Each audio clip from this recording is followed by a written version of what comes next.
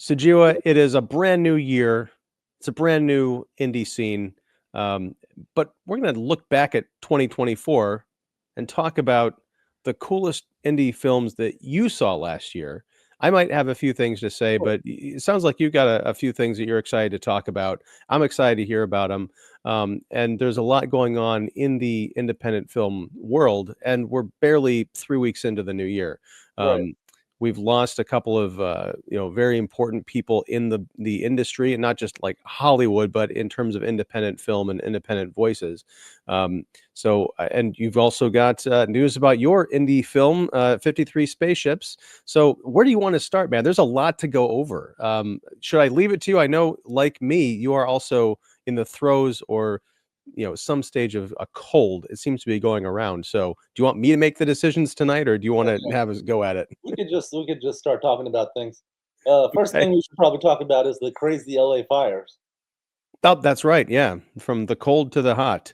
That's right. Um, yeah. So what have you like? How have they affected you? What have you heard? A lot of things have been put on hold. I think the economic loss is going to be felt U.S. wide and worldwide because hundreds of thousands of people are not buying things for their house, not doing business. Businesses are not ordering food and stuff they need to serve. So that affects California. That affects the rest of the country. That affects the world. So economically, it's going to be crazy. But if you lose your house in a fire, it's all of a sudden that's insane. That's going to take you years to recover. Yeah. It is one of those like fast moving things. It's funny, not funny, but coincidental. I just finished reading a book about nuclear war, and it Hmm. is sort of the same thing about how, in the course of just over an hour, the entirety of civilization could get wiped out by this horrifying confluence of events.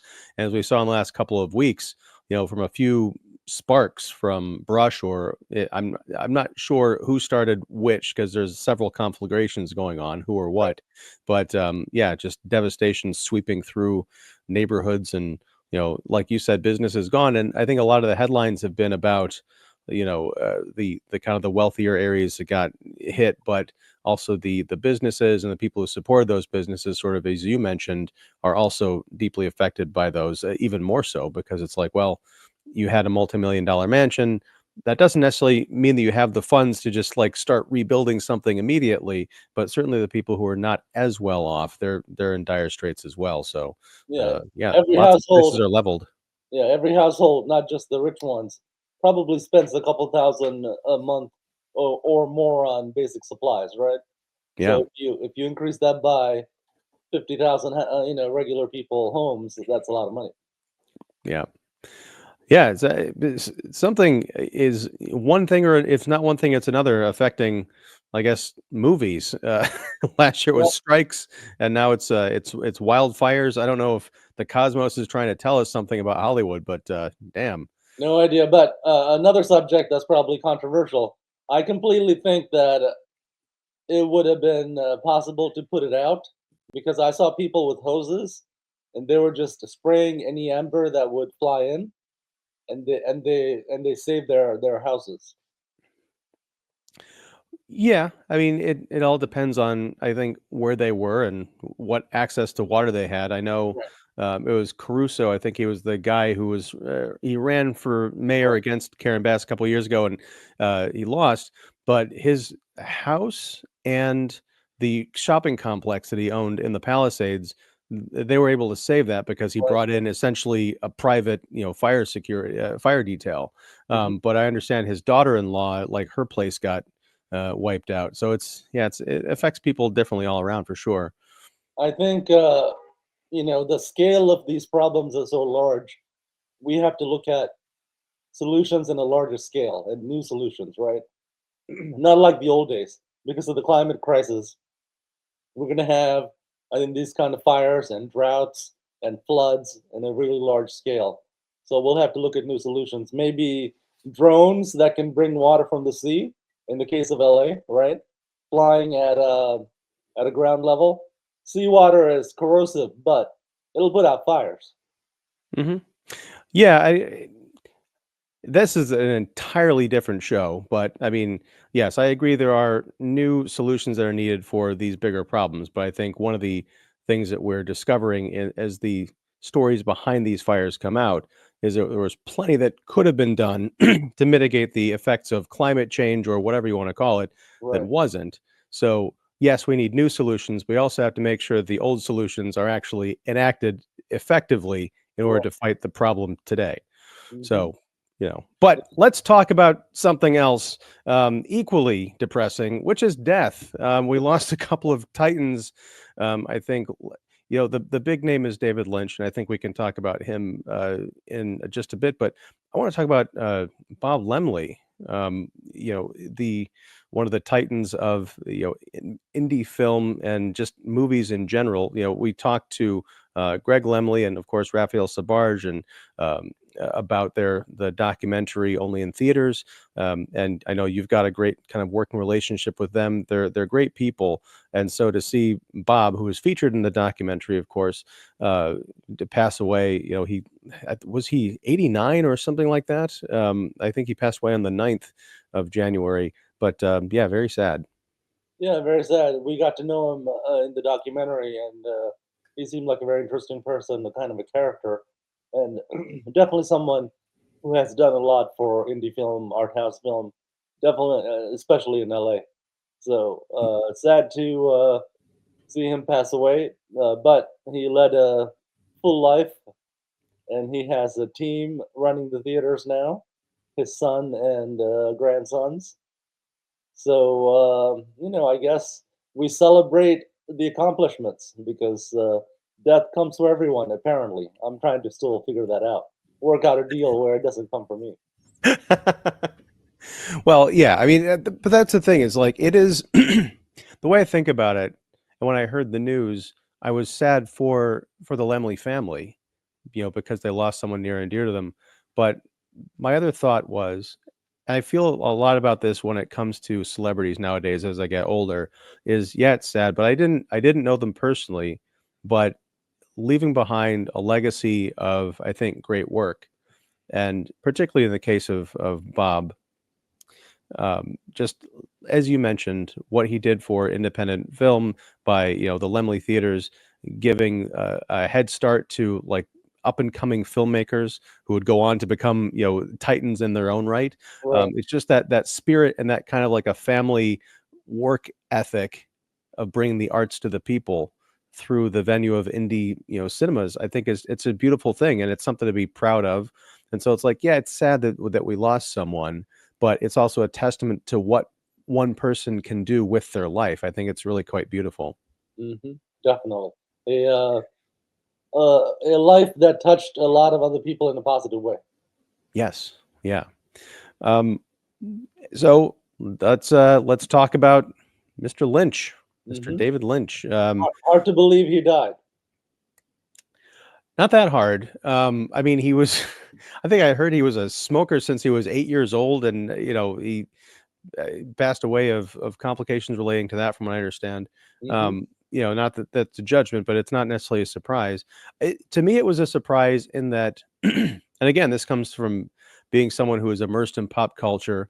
And as I get older, people start passing away, but it almost doesn't seem real. Hmm. Like these people, because they're such a fixture on the pop culture and media landscape, you just kind of expect them to always be around. Right, And now we'll always have David Lynch, but we won't always have David Lynch, the man. right. So what? Luckily, he existed. His last years he lived during the age of digital video, last 20 years or so. So there's a lot of footage of him talking about things, interviews, art pieces that he made. So he'll be well remembered. And yeah, I think people had a soft spot for David Lynch, and I see a lot of mourning, a lot of people posting about Lynch on the social pages. Yeah, I never had that soft spot, and I think I need to watch more of his work. Hmm. Um, I've seen a few things, Yeah, we but talked about Inland Empire. we talked about Inland Empire. We've talked about Dune. I got a lot of. It's funny because one of the videos that's getting a lot of traction on the channel lately is the clip that I took of our Inland Empire conversation. So Nice. people are watching that and reacting to it, not necessarily in a positive way, Hmm. but I stand by it. I mean, I feel kind of about David Lynch where I was when I was early on in my appreciation of Terrence Malick. I love Terrence Malick now, but when I first saw him, I was kind of repulsed by his work. And with David Lynch, um, I think I'm 1 for 3 or 1 for 4. I really dug The Elephant Man. Okay, maybe 2 for 4. I liked Eraserhead a lot, but I couldn't stand his adaptation of Dune, especially after having read the book. Hmm. And Inland Empire, I still, I appreciate that it is a movie, and I Right. appreciate what he accomplished by making it. But as far as a piece of cinema, I talked about this a bit earlier today on Don't Read the Comments. The idea, Stan Lee's idea that every comic book is someone's first comic book. And so now, with David Lynch passing away, there are going to be people who have never bothered to watch a David Lynch movie who are like, maybe I should watch David Lynch. And someone might recommend, oh, like big David Lynch fan might say, you should watch Inland Empire. It's amazing. I Hmm. guarantee if someone who's never watched David Lynch watches Inland Empire, they will never get to Elephant Man or Razorhead or Dune. They're gonna be like, what is this nonsense? This is Right. Right. pretentious garbage. Forget about it. And that's where I'm kind of at with it. Like, I appreciate him. I appreciate there are people who love him, but I'm not going to say the O word, overrated, Right. um, because I think I still need to see Mulholland Drive. I think that will be the That's a good one one. that puts me over the top or not, Yeah. because Mulholland universally Drive that's is the good. one. Yeah. And there was another one from the '90s that it's just like a regular movie with some weirdness at the end. Uh, Lost Highway. Lost Highway. Yeah. I s- I saw someone posted on X a clip from Lost Highway that I've never seen the movie, but it was with uh was it Blake, the guy who I guess killed his wife or something, um and Bill Pullman. Right. There was some kind of a gathering, and I guess this guy played the devil or something. He comes up and there's a bit with a cell phone. And it was Right. 2 minutes and 20 seconds long, and I watched it. I was like, "This is really cool. I got to find out what the story is with this." So, yeah, forget Is everything this is the clip where he says, "I'm at your apartment right now"? Yes, Yeah. Yeah. yes, and he's talking to him while he's also on the phone. Right. Um, so okay, forget everything I've said about David Lynch. I'm gonna watch Lost Highway and Mulholland Drive, and then I'll get back to you. Also, check out Straight Story. That's supposed to be a very simple movie. With Farnsworth, yeah, from the late '90s, that was one that I've heard a lot about, and I've heard a lot of great things about it. I know Siskel and Ebert are very high on that movie. Hmm. So yeah, okay. So I got 3 bits of homework now. There you go. 3, Yeah, I not mean, 4 fingers. to me, he's like Godard, where he does a lot of art and experimental stuff that is not entertaining for most people. But that's just the movies that he makes. Yeah. um, Sorry. I should mute myself when I clear my throat. No problem. Anyway, so We're we've sick. talked This, fire. this is the sick episode. Yeah, this episode is sick. All right. So we've talked fires, we've talked death.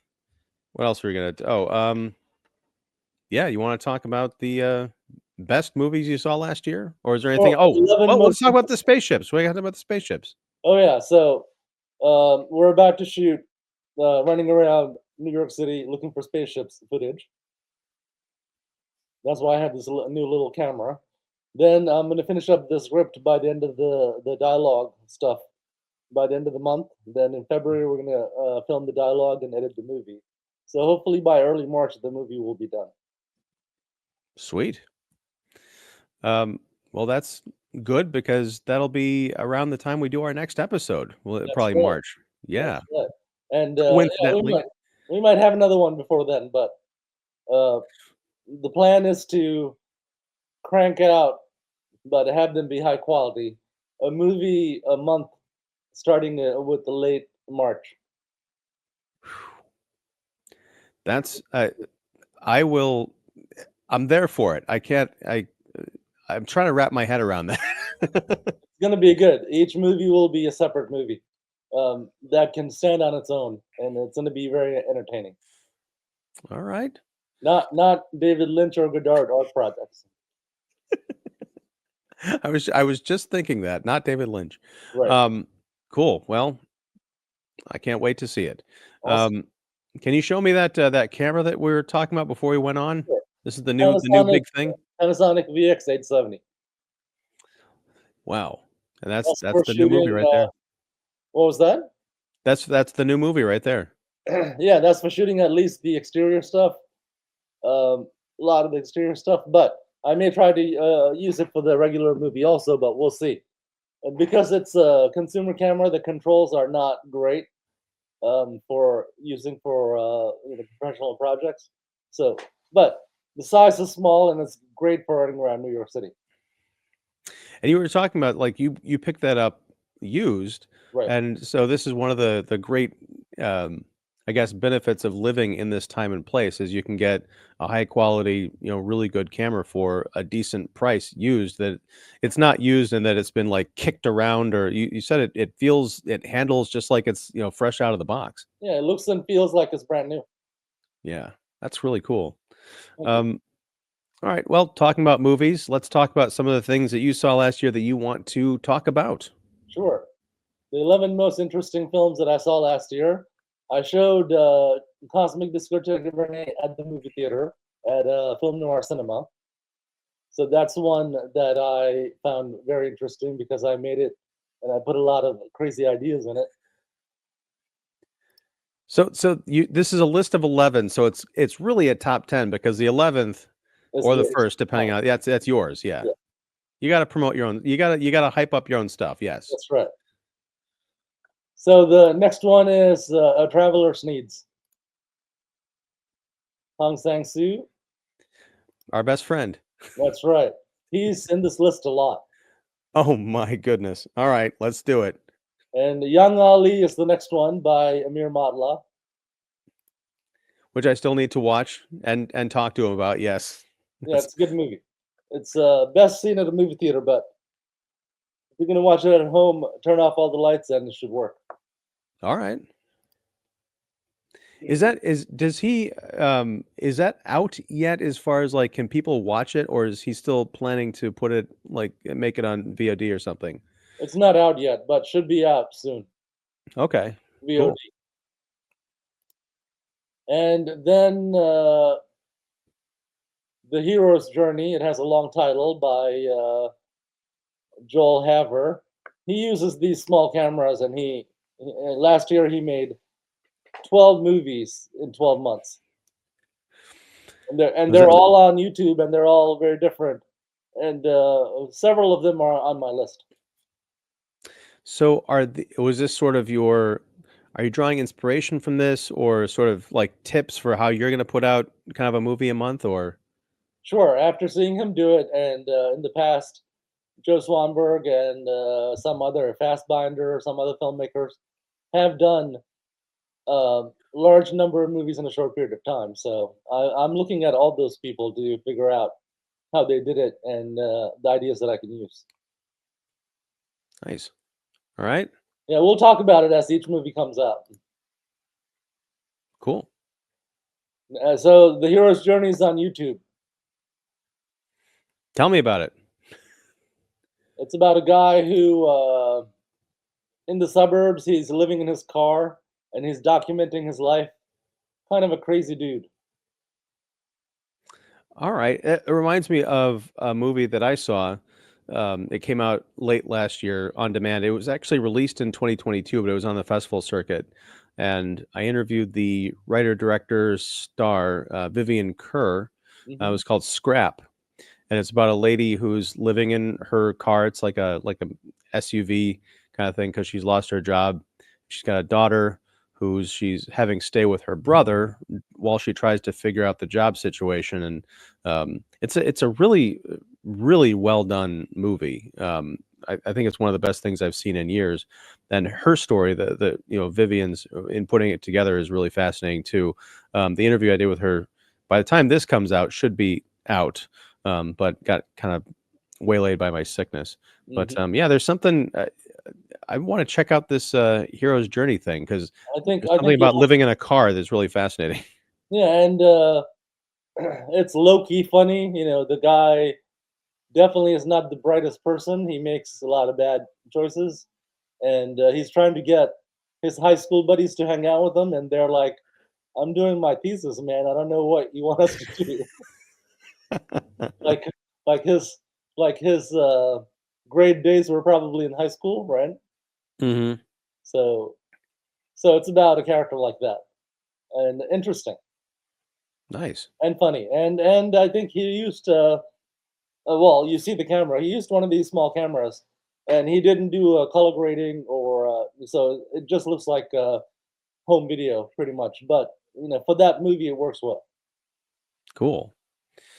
So Is the it hero's journey. how long is it? Is it a feature? Is it like It's a a short feature. or is Yeah, these are feature? all Okay. features. Yeah, it's Nice. over an hour, probably hour and a half. Okay. Now when it comes to that, I don't know if you've talked to the filmmaker or if you can just tell by intuition, but when you do something and shoot it that raw and you don't bother with like color grading or, making it look polished like a quote unquote real movie, Right. do you think is that an aesthetic choice or is it a matter of like just wanting to get the thing out there um and let it be what it is, No, possibly maybe even due to cost? in this case, it's an aesthetic choice because later on he makes movies that are much more polished. Okay. Later on last year. Hmm. Yeah, he's able to make movies that look like quote unquote real movies. But this one, because it's a guy living in a car and he's documenting his life in the suburbs, you know, the way he shot it makes sense for that story. All right. Cool. I'll have to check it out. Yeah, the DIYfilmmaker.blogspot.com has the list, and on my list there are links to each of the Okay. movies.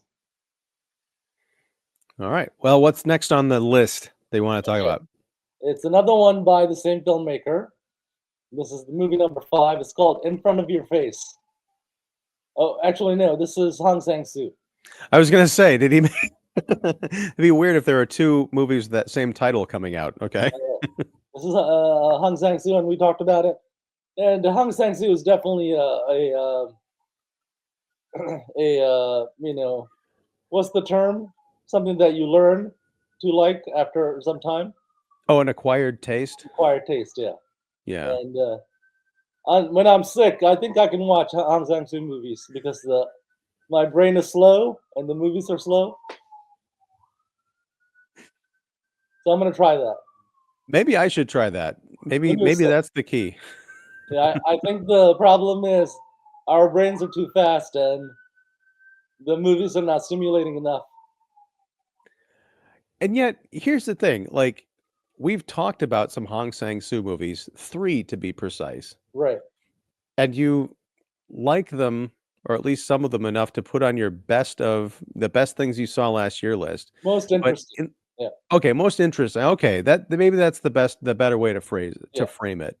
Because I feel like at the end of our conversations, we come to the same conclusion that, yeah, he's all right, but his movies aren't necessarily that great. There are ones that may be better, but they're not necessarily the ones that we end up talking about. Right. I mean, from compared to Hollywood production values or the Hollywood norms, his movies are slow, but compared to art house slow cinema, yeah, his movies are pretty good. Okay. I'm still So waiting. difference. I'm putting him in the same category as David Lynch. Yeah, I'm yeah. I waiting think to you be have to watch convinced. more and maybe catch one when your brain is at the same wavelength as Hong Sang-soo's.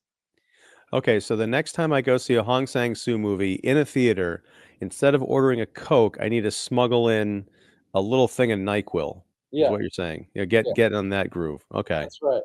Slow. cool. Next one is you are Point Girl. That's by Joel Haver also, and that's sort of like it's about a LA, um, I guess influencer slash salesperson lady who just bought a mansion, and like she's making hype videos about it. But then we go behind the scene and we look at how difficult her life is to try to maintain that facade. That sounds fascinating. Yeah, it's a good one. Because I do wonder about, the life of the influencer, constantly having to put up images and videos Right. and really sell that life. It sounds exhausting to me. Hmm. It sounds like a full-time job, which it must be, but like what's the true story? So yeah, that apart from the Hong Sang-soo stuff, I'm really digging your recommendations. Okay, good.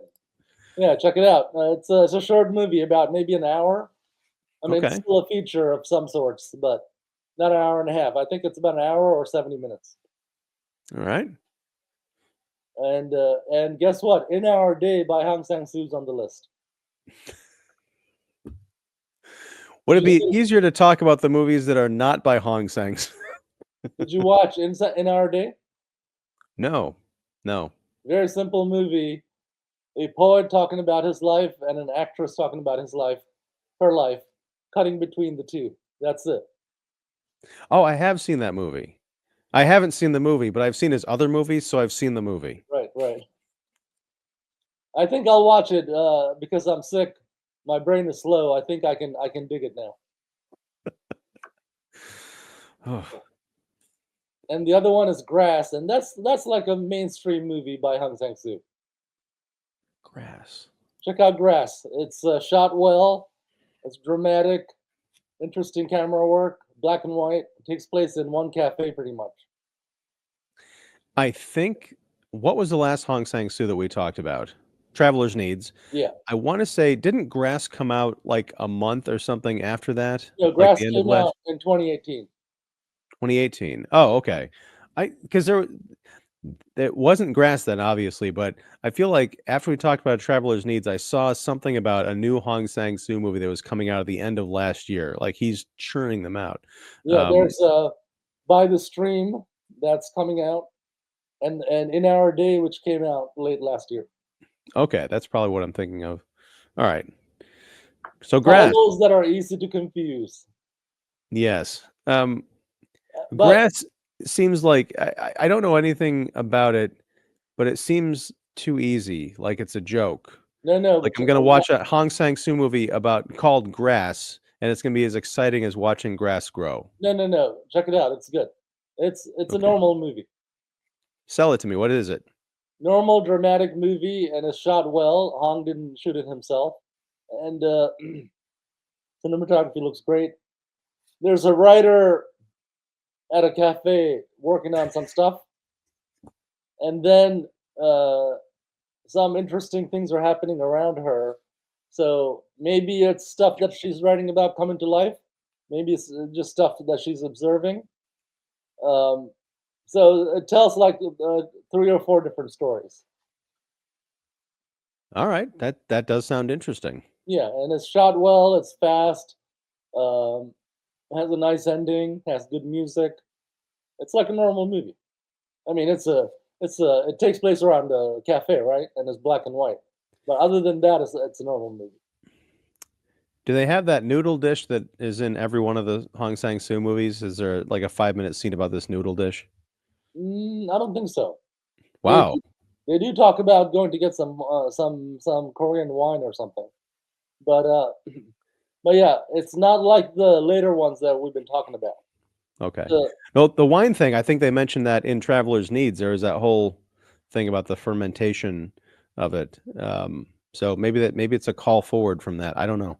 Yeah, well, Hong Sang-soo has had a long career, right? 30 some movies.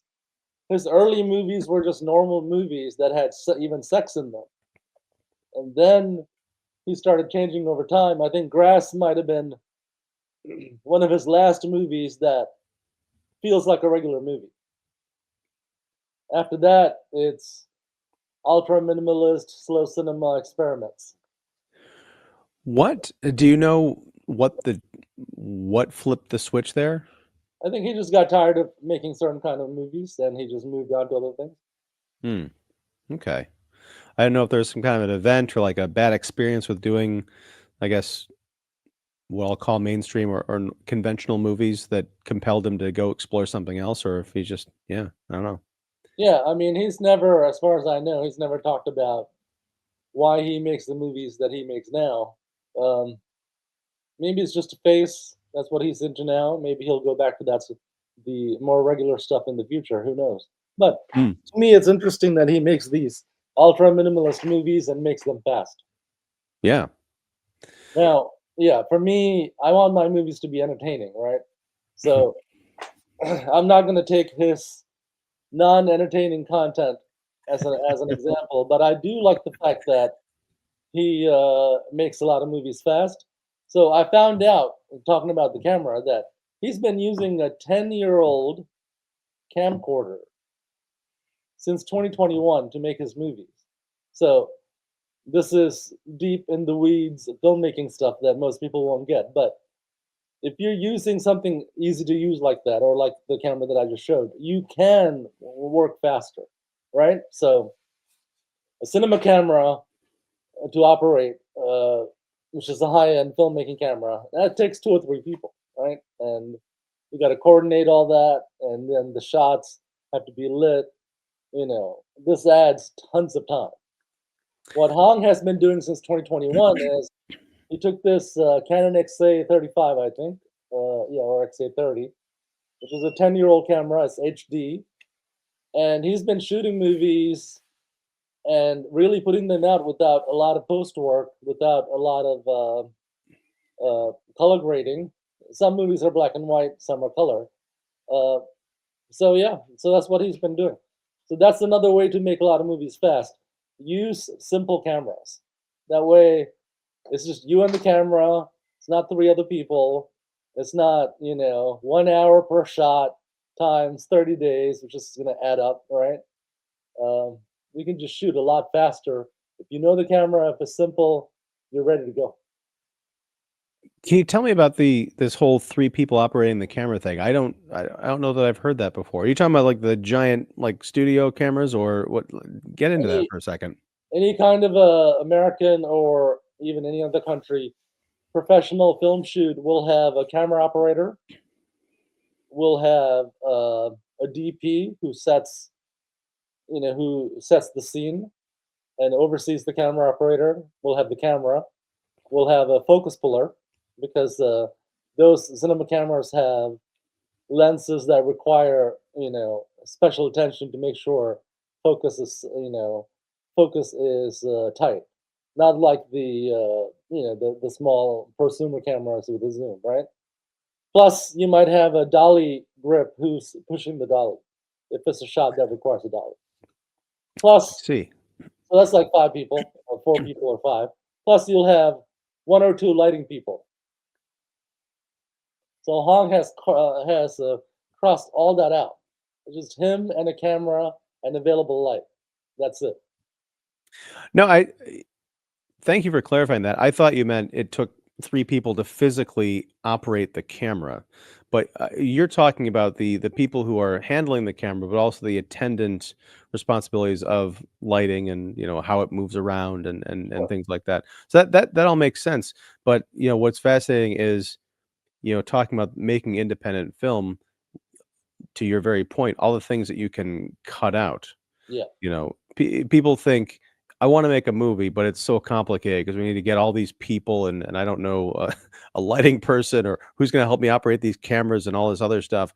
Yeah. But That's the if you've got Hollywood the right way. equipment, you can do it yourself, literally DIY filmmaking. Yeah, and the cameras are so good now. You'll see when you see my YouTube 5 clips that I did with this camera. The images look great. You just have to be careful with how you shoot. Yeah. Alright. So, where are we on your Next. list? What's next? So Hong Sang-soo, other than his low cinema movies, is interesting as a filmmaker because he uses methods that makes it possible for other filmmakers to make movies. Yeah. Megalopolis is number 9. Yes. That if I made a best of list, which I have not for about 5 years, that would have been up there 'cause, yeah, I really dug Megalopolis. You want to talk a little bit about it since it's one that you saw? Um, Well, I mean, I did a stream on it when it came out, and I only saw it the one time, although I get random flashes of imagery from that movie in my my Nice. head from time to time. But yeah, I think it was bold. I think it was sabotaged by bad press and people thinking that it was gonna be one of those messy, inaccessible, ridiculous, expensive movies Right. when if and I don't know how you sweep that press away or make people forget about it and just say, "Hey, trust us, go watch the movie." Hmm. But I think if people had been invited in rather than dared to go see it, I think it could have made a much bigger impression. I'm really bummed that it didn't do well. I think it deserved to find a bigger audience, and it is definitely a weird kind of artsy movie, but Right. it's not inaccessible. And I Right. think as far as where we're at in our culture, in our time, there's a lot of interesting perspective floating around in there, It's got and some I think interesting it looks ideas, great. Yeah, some it looks large great. ideas that he's going after, which a lot of filmmakers don't do, which is interesting. Yeah, and it also has a very kind of, hopeful tone. I mean, Right. it's one of those rare movies that sort of starts off in a dystopia and ends with things not necessarily perfect, but, hopeful, moving in a better direction. We should get a movie theater and show these 11 movies for a year and see what the result is. Possibly bankruptcy for the theater, I don't know. Um We'll see. The number 10 is Hello, My Beautiful Creatures. Very interesting movie. It's about 2 hours plus by Joel Haver. Uh, this is stop motion. It's about it's about a god and his subjects, and very interesting movie. Check it out. I think you'll dig it. And it's 2 hours of stop motion. 2 hours plus, yeah. And he made it in a couple of months. He wasn't able to do it in a month. I think so. This movie put him off his one movie a month schedule. I think it took him 3 months, 2 3 months, but then he caught up towards the end.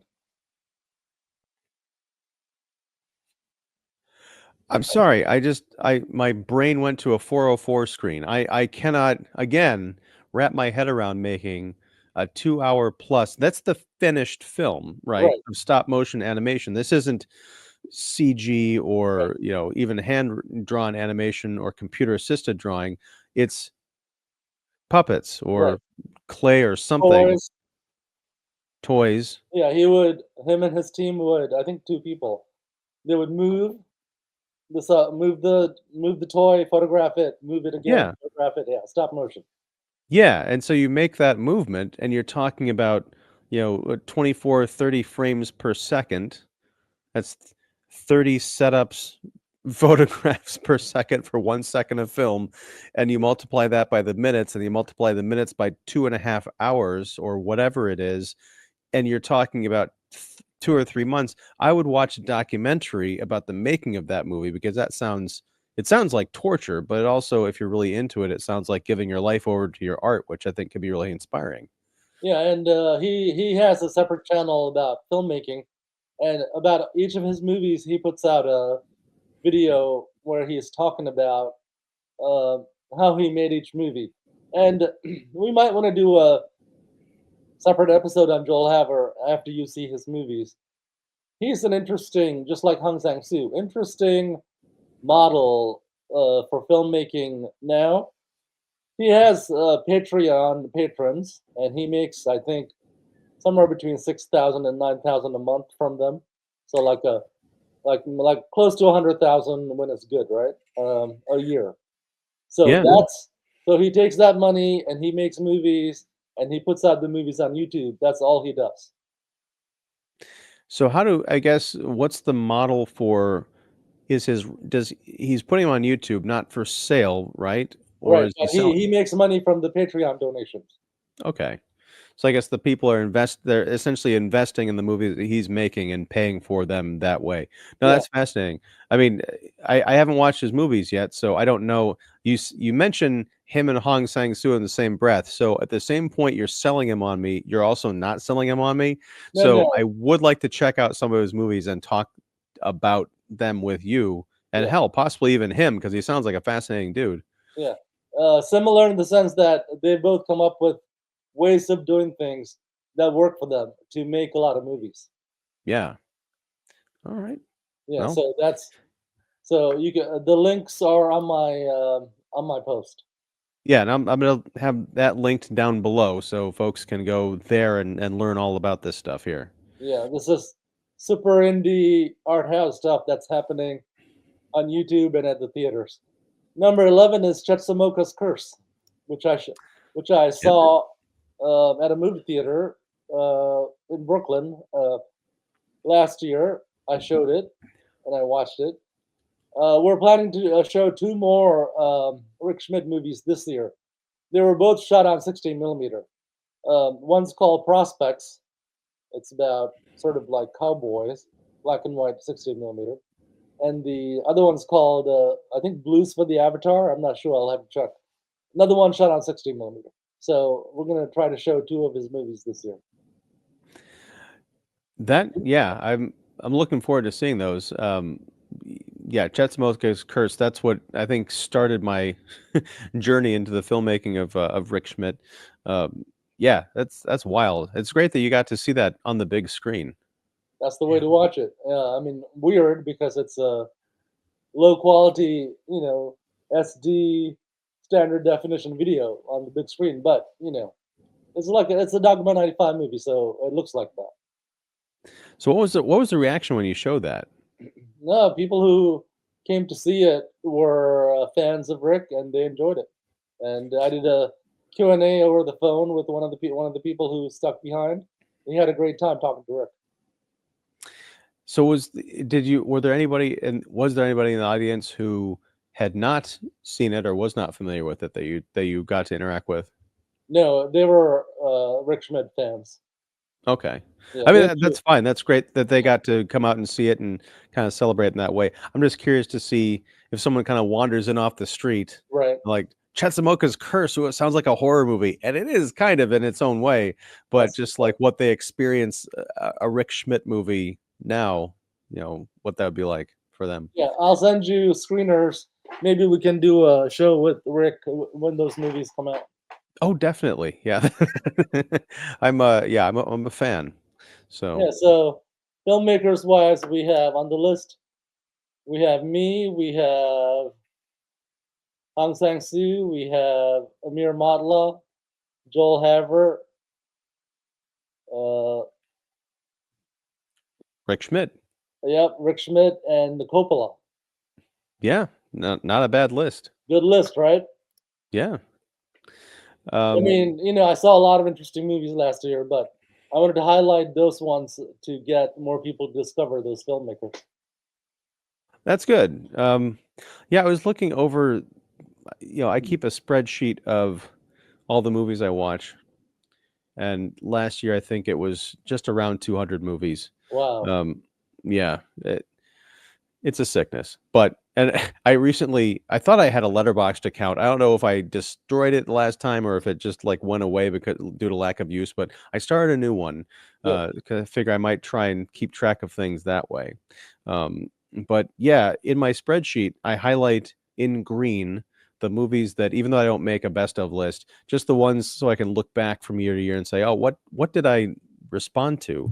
And I don't even know if there were 10 movies. It was kind of a weird, not that great year. And a lot of the stuff was, either older releases that were kind of coming back, like Caligula, the ultimate cut, or kind of like art house stuff that came out towards the end of the year, like A Real Pain, the Jesse Eisenberg movie. I really responded to that, and Honora and The Substance. But what I liked about, yeah, the Apprentice was good. Also, whatchamacallit, yeah, Megalopolis. I thought that was really cool. What I like about what we're talking about here is the movies I just listed off, I think, are all accessible in the mainstream conversation, Right. whereas what you're discussing is most definitely not. But I think that's, as we've been talking about, with the internet, with the YouTube being able, people being able to post their movies out there and get like hundreds of thousands of people to at least become aware of them, Mhm. and maybe even to the point where they can subsist on uh, YouTube interest funneling into Patreon to support people, to make that their living wage. Right. I think it's really amazing. Hmm. And as we get into like this year, I know there's a lot of big movies coming out, but I don't know how many more billion-dollar blockbusters we're going to continue to have. Uh, I think, I hope, interest kind of turns away from the Hollywood formula and at least shines a spotlight on some more indie creators, because that would make me very happy. Awesome. I'm going to watch Captain America 4 next month, Right. but I don't want to. I want to watch this movie that you're recommending, about the influencer and her story, what it takes to live that life. I want to Yeah. see that thing about the puppets. That's all that sounds more interesting than Harrison Ford turning into a CGI Hulk. Right. Yeah. Check out his movies, and if you like them, try to have him on a show and talk about his movies. He's completely unknown in the mainstream film world because he just releases stuff on YouTube, but he does have 2 million YouTube followers. Well, I mean, and this is something that if we ever have him on the show, I think it would be, I don't know how I would ask this delicately, but you know, if he's got his own thing going on, would he want $1 million? Would he want a Hollywood career? We want to go through that hamburger factory when he's already making the movies that he wants, releasing them when he wants, and making a living. He's not living high on the hog in a big mansion, but I mean, as we've discovered this past couple of weeks, big mansions can disappear in 24 hours. Right. It's fascinating. Yeah, very interesting filmmaker. And Yeah. same thing with Hong Sang-soo. So maybe we can have both of those guys on at some point. I, I I don't know if I'd want to. It would be amazing. It'd be a big to get Hong Sang-soo on this podcast. But I think the condition, if he would submit to our conditions, would be you cannot listen to anything I have said about Hong Sang-soo's movies in previous episodes. Blank slate time, everybody. Listen, you can have plenty of press opportunities because he puts out a couple of movies a year, 2 or 3. Yeah. You Well, just have to contact the Cinema Guild.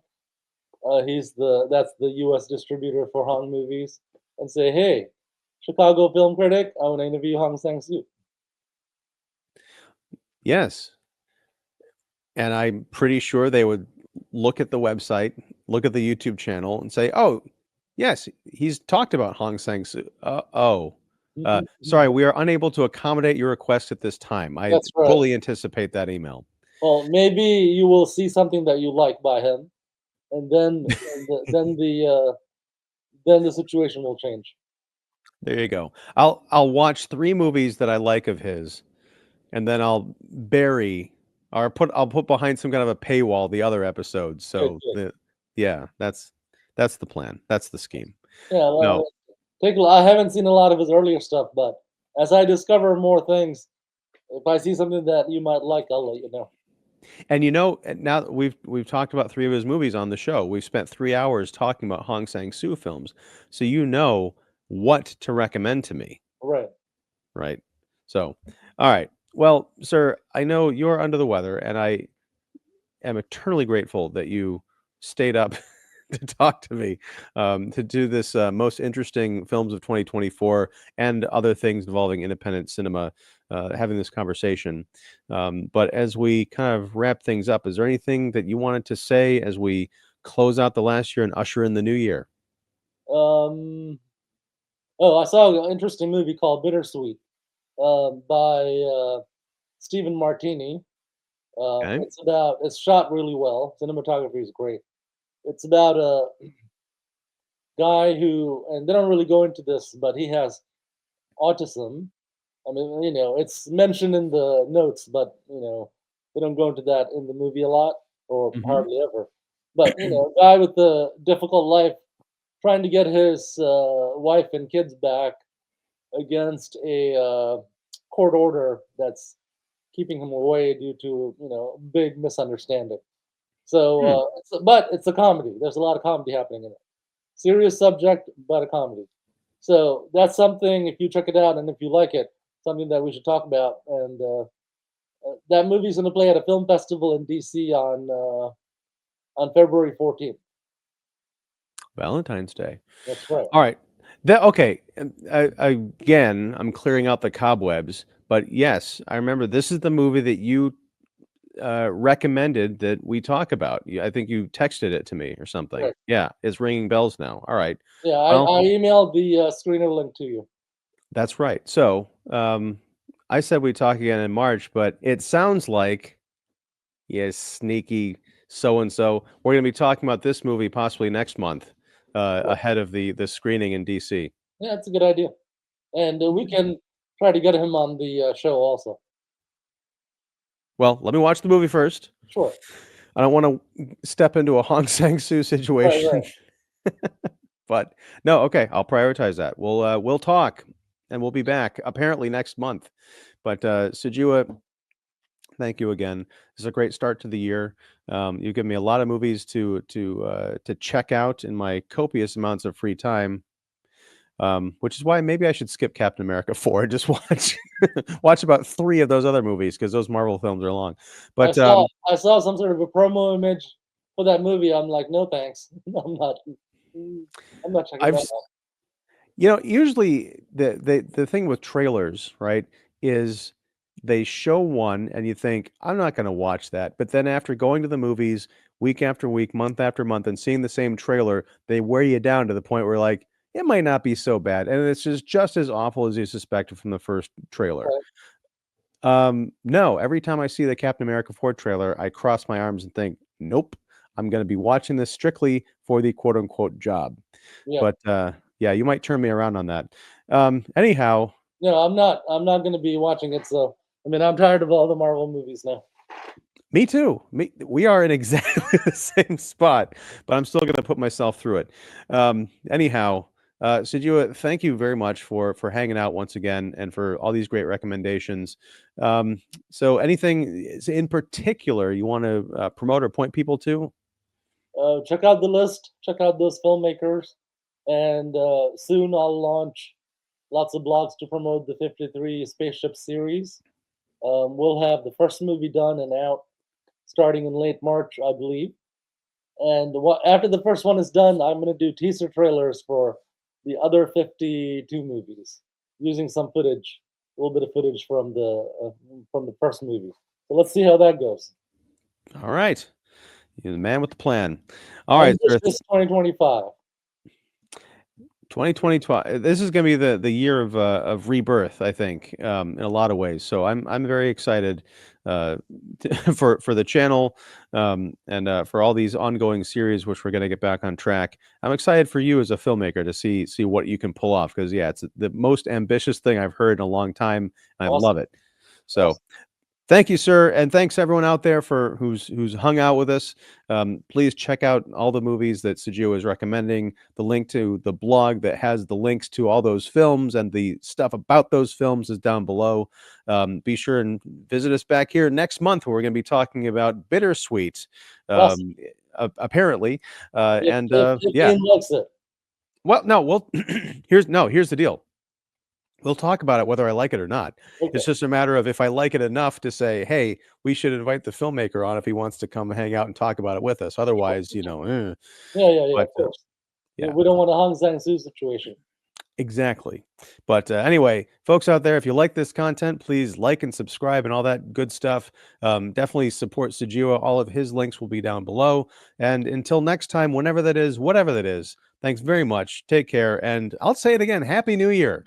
Happy New Year, and I'll have more energy next time when I'm not sick. I'm going to hold you to that.